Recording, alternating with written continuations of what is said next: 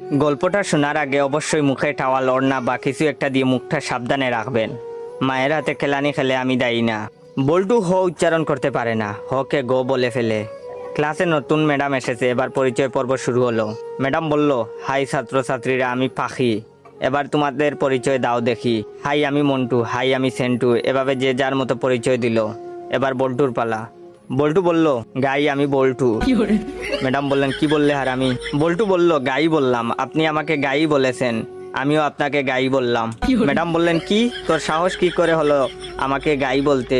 কে তোকে এসব বলতে বলেছে, বল আমাকে।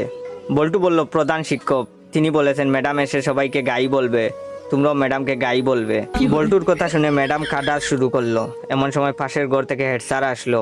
হেড স্যার আবার ক বলতে পারে না, ক কে প বলে ফেলে। হেড স্যার এসে বললেন, কি ব্যাপার ম্যাডাম এভাবে পাচ্ছেন যে? প্রথম দিনেই ম্যাডাম রে এভাবে